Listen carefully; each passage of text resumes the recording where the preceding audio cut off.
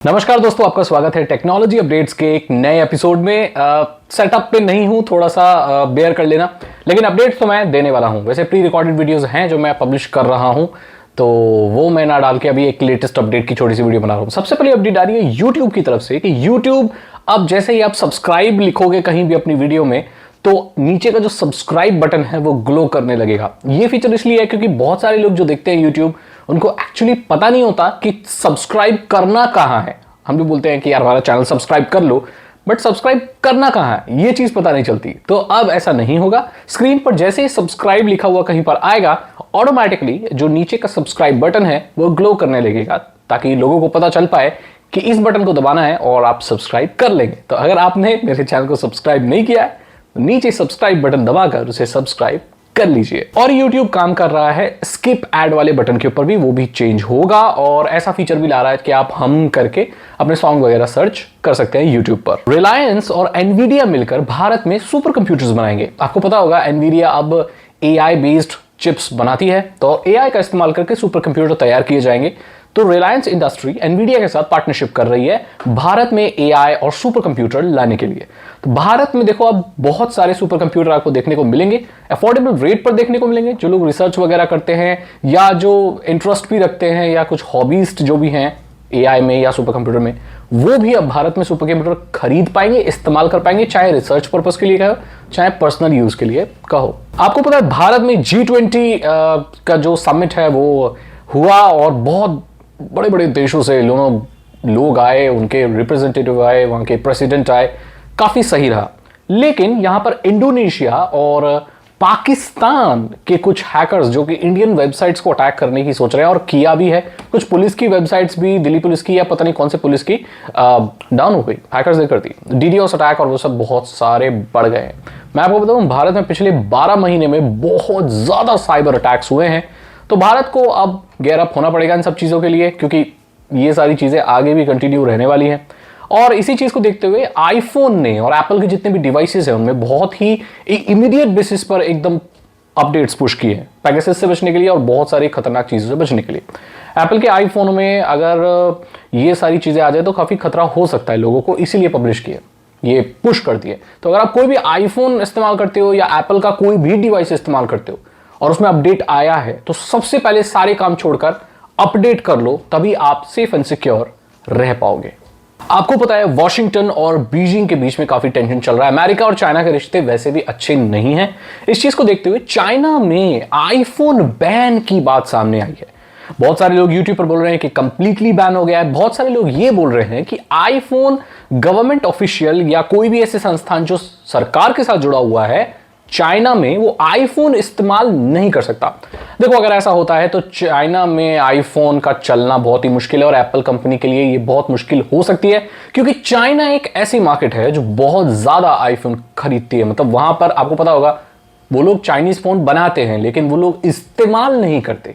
अब ज्यादातर Chinese influencers के पास आईफोन ही देखोगे। आईफोन चाइना में ही असेंबल होता, तैयार होता है। और ऐसे ही देश में अगर आईफोन बैन कर दिया जाए, गवर्नमेंट ऑफिशियल को कह लो, अभी तो गवर्नमेंट ऑफिशियल का ही हुआ है, पर्सनली आप इस्तेमाल कर सकते हो, गवर्नमेंट के काम में या जो सरकार से जिसका कनेक्शन है वो नहीं इस्तेमाल कर सकते। लेकिन ऐसा अंदेशा है कि आगे चलकर नॉर्मल लोगों के लिए भी आईफोन वहां बैन हो सकता है, और वो हो भी सकता है। और हो गया तो एप्पल को बहुत बड़ा झटका लगेगा, बहुत ज्यादा नुकसान होगा। देखते हैं क्या होता है। चाइना अपना अल्टरनेटिव ढूंढ लेगा आईफोन का, जैसे उसने व्हाट्सएप का और बाकी सारी चीजों का ढूंढ लिया है। आप यह बात जानते होंगे कि वहां पर व्हाट्सएप वगैरह नहीं चलता, फेसबुक वगैरह नहीं चलता, तो शायद अब वहां आईफोन भी ना चले। अगली खबर आ रही है ओपन AI के चैट जीपीटी से। अब ये बहुत ही ट्रेंडिंग चीज थी जब शुरुआत में आई थी, लेकिन बताते हुए मुझे बड़ा दुख हो रहा है कि इसकी ट्रैफिक बहुत रैपिडली डाउन जा रही है। लोग इसको कम इस्तेमाल कर रहे हैं। इसकी वजह ये हो सकती है कि लोग इससे उब चुके हैं, क्योंकि जो ये नॉर्मल पब्लिक के लिए चैट जीपीटी है उसकी जो नॉलेज है वो 2021 तक ही है, और लोग लेटेस्ट चीज सर्च करना ज्यादा पसंद करते हैं, लेटेस्ट नॉलेज चाहते हैं, जमाना ही लेटेस्ट का है। तो इसीलिए लोगों का इंटरेस्ट चैट जीपीटी से बहुत कम होता हुआ है। लेकिन देखो मैं आपको बताऊं, चैट जीपीटी का अपडेटेड वर्जन भी आ रहे हैं, जीपीटी लेटेस्ट वाले भी आ रहे हैं, बट फिर भी जो एक बेसिक प्रोडक्ट जो पब्लिक के सामने रखा गया चैट जीपीटी, वो अब लोगों को आउटडेटेड जैसा लगने लगा है और लोग कम इस्तेमाल कर रहे हैं। अब लोगों के पास दूसरे अल्टरनेटिव भी हैं, क्योंकि आर्टिफिशियल इंटेलिजेंस के जेनरेटिव AI से बहुत सारे चैटबॉट और भी निकल कर आ चुके हैं जो एक्चुअली चैट जीपीटी से ज्यादा पावरफुल है। और एक वजह यह भी है कि अब सर्च इंजन ने भी, जैसे बार्ड आ गया है, बिंग का भी आ गया है, ओपेरा का भी आ गया है ब्राउजर का, तो ये बहुत सारे अब हो गए हैं। तो इसीलिए चैट जीपीटी की डिमांड कम है क्योंकि उसकी लिमिटेड नॉलेज है। तो ये एक थोड़ी सी बुरी खबर है अगर आप चैट जीपीटी के फैन हैं। Xiaomi 13T ये एक डिवाइस है जो कि शायद Xiaomi की पूरी मार्केट प्लेस को बदल कर रखते हैं। अब ये देखो, एंड्रॉइड का ये एंड्रॉइड स्मार्टफोन है Xiaomi का 13T ये लॉन्च होना है और यहां से चीजें Redmi के लिए बदलती हुई नजर आ रही हैं। Redmi ये प्रोसेस प्रॉमिस कर रहा है कि 5 साल तक का या उससे ज्यादा तक का एंड्रॉइड अपडेट वो प्रोवाइड करेगा, मेजर अपडेट्स। एंड्रॉइड डिवाइसेस पहले बदनाम इसीलिए भी थे कि एक दो एंड्रॉइड अपडेट आने के बाद जो मेजर ओएस अपडेट्स हैं उसके बाद वो फोन आउटडेटेड हो जाता है, जबकि आईफोन 5 तो कम से कम iOS के अपडेट देता है। लेकिन एंड्रॉइड का आप किसी भी डिवाइस का खरीद लो यार, चाहे मोटरोला खरीद लो या कुछ भी खरीद लो, तो यार एक अनसर्टिनिटी रहती है कि 2 मेजर अपडेट्स आएंगे उसके बाद वो नहीं आएंगे और हमें पुराने सॉफ्टवेयर के साथ जीना पड़ेगा। फेयरफोन जैसी एक कोशिश है जो मैंने आपको बताया था फेयरफोन क्या होता है, तो उसमें तो भाई 8 साल के अपडेट आ रहे हैं। तो एंड्रॉइड में चीजें बदलती हुई नजर आ रही हैं। अब बहुत ही जल्दी आपको रेडमी के बजट वाले फोन में भी बहुत सारे मेजर अपडेट्स देखने को मिलेंगे। इसका मतलब है टेक्निकली देखा जाए तो आप अपने बजट वाले Xiaomi फोन्स को भी बहुत सालों तक इस्तेमाल कर पाएंगे। मेरे पास अभी एक Redmi Note 5 Pro रखा है, काफी पुराना फोन है, 2016 में आया था या शायद उससे भी पहले।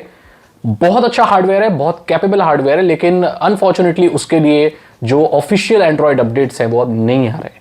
ये चीजें सॉल्व हो जाएंगी और मैं चाहता हूं कि जितनी भी स्मार्टफोन मार्केट में जितने भी फोन हैं, चाहे वो सस्ते से सस्ता ही क्यों ना हो, उसमें कम से कम 5-6 साल के तो अपडेट आने चाहिए ताकि कोई इंसान लग के एक फोन को 5 से 6 साल चला सके।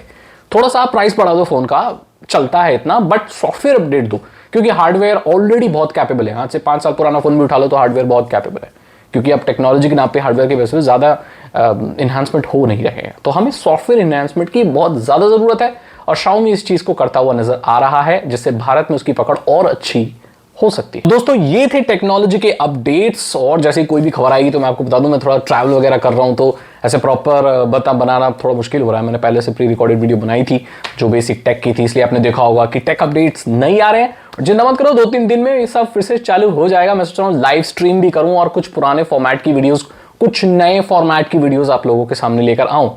तो जो बेसिक वीडियो टेक की वो आती रहेंगी और टेक अपडेट्स भी बीच बीच में आते रहेंगे। इसी बात पर आप चैनल को सब्सक्राइब कर लीजिए, बेल आइकन को प्रेस कर लीजिए, वीडियो को शेयर कर दीजिए, और साइबर सिक्योरिटी और इथिकल हैकिंग में इंटरेस्ट है तो डिस्क्रिप्शन चेक करें। 299 रुपीज के 3 इथिकल हैकिंग कोर्सेज हैं, आसान भाषा में आपको इथिकल हैकिंग सिखा देंगे। मैं मिलता हूं आपसे अगली वीडियो में। Thank you so much and good bye.